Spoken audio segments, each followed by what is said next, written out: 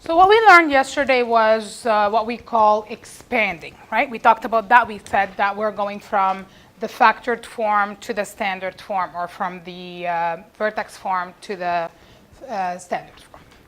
The opposite of expanding, we call that factoring, okay?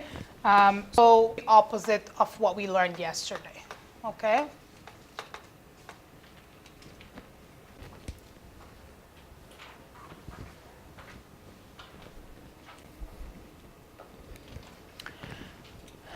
Now, something that a common factor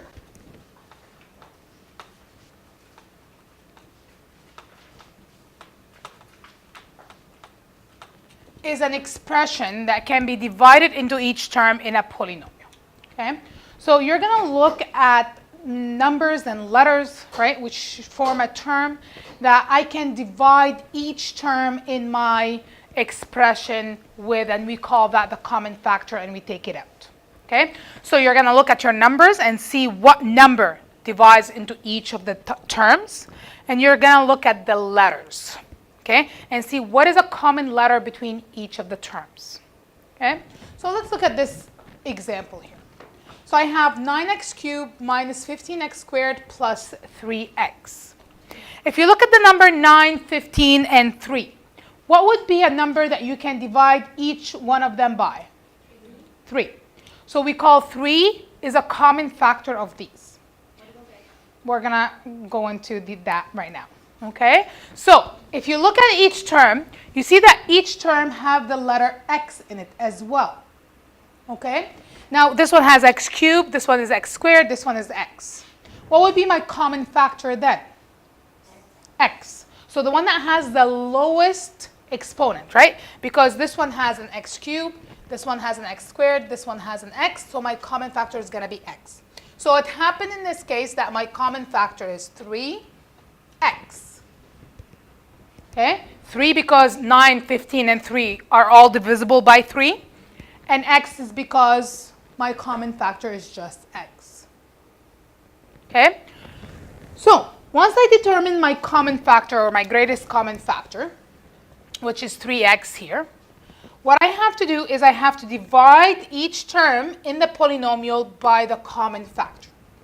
Okay, so my greatest common factor is 3x.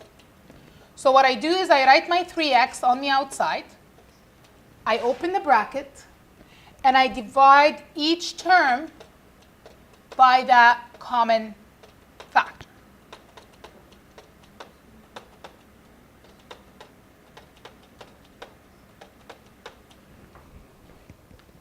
Okay? So do not forget that you must keep that common factor on the outside. You don't get rid of it.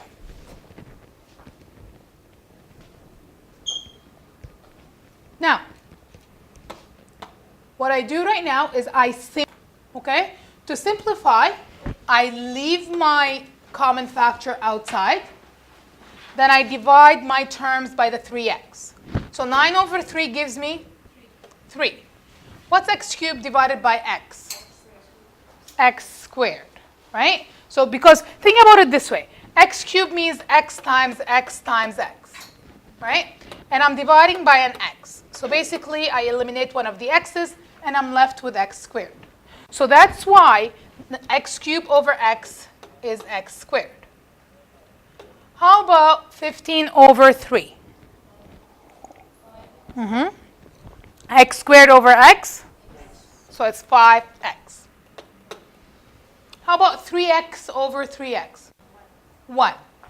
So plus 1. Anytime you happen to have something divided by itself, it's 1. It's not gone, it's 1.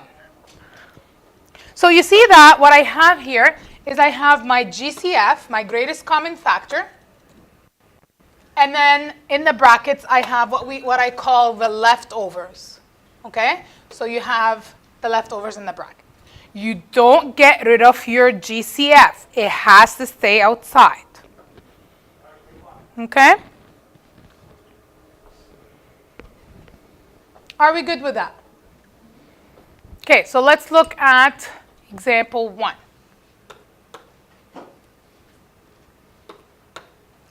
So I have 8x to the power of 4 minus 4x cubed plus 20x squared. 4 is my common number because I can divide 8 by 4, I can divide 4 by 4, I can divide 20 by 4. What else? X squared. Because x squared is the one that has the lowest exponent. Okay? My lowest exponent is x squared. This is x cubed, this is x4. So it's going to be 4x squared. Okay? Do you understand that?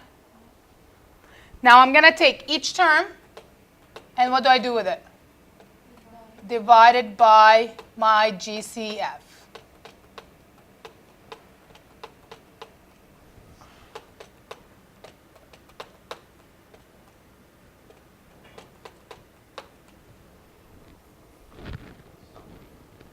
Okay?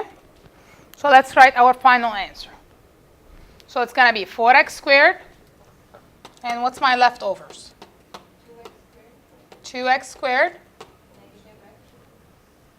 minus x plus 5.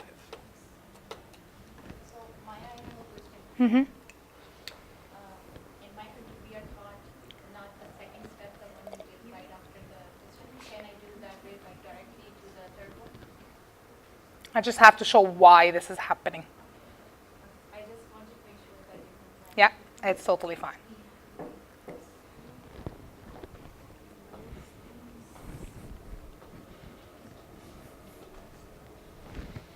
I'm going to stop the video and I want you to think about B and C and then we'll take them up, okay?